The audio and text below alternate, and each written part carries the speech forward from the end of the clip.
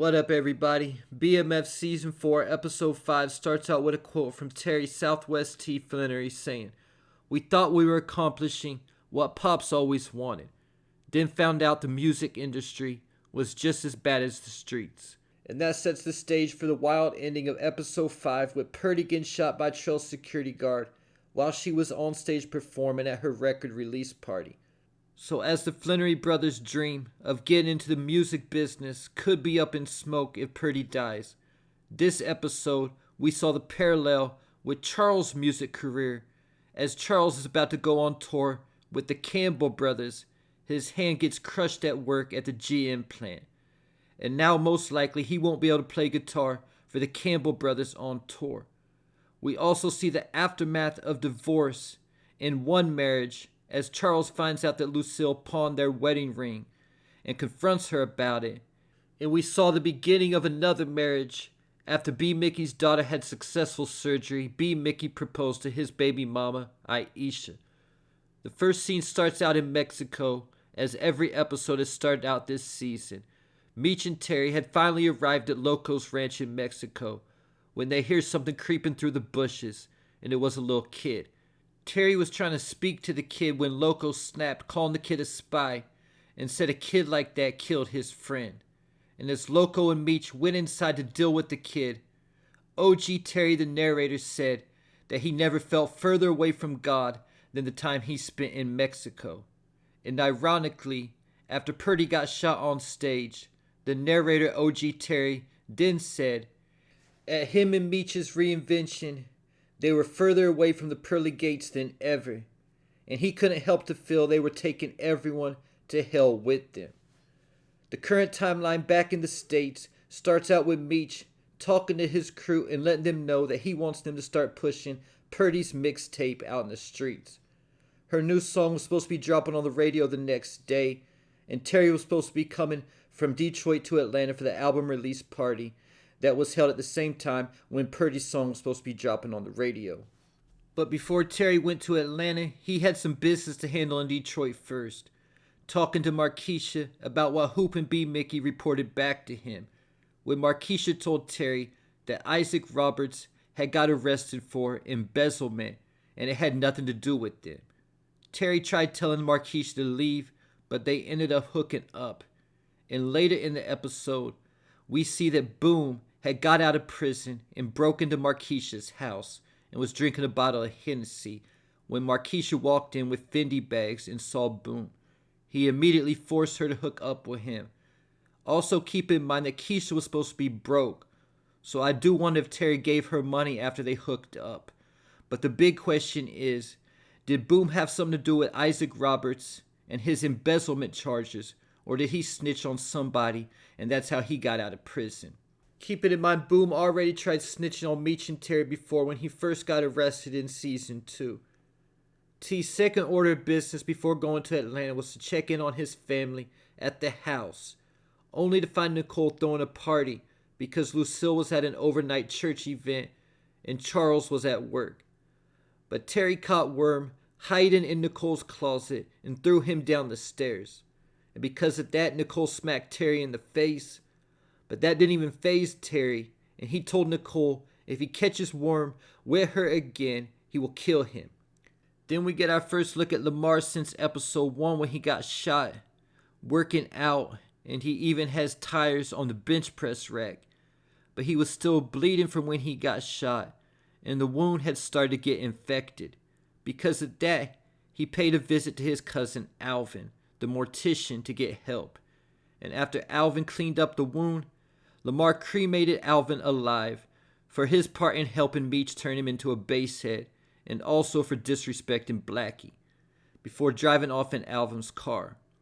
So Alvin's not going to ever be found, but we also found out that Alvin didn't come to Lamar's 12-step graduation. So this leaves the question open again, who was Lamar's mystery visitor when he was leaving rehab in episode 1? Getting me to Purdy's album release party when her song was supposed to be played on the radio. At this party, Tina introduced Meech to a guy named Mo who sells purple Cali weed for $8,000 a pound. Meech told this guy he always wanted to go to Cali, and he told Meech that whenever he wants to take a trip to let him know. This is definitely foreshadowing Meech going to Cali, and that's definitely going to be coming soon, because in real life Meech went to Cali in 1996, and right now the show is sometime in the back end of 1995. And at this party, Duffy told Meech that he had to go on the run again. He just had a couple personal things to wrap up in Atlanta first, and Meech planned a date with Maria. And I'll get back to both of those storylines in a minute. But when Purdy's song was supposed to be played on the radio, there was a song played by one of Trail's artists named Damien instead.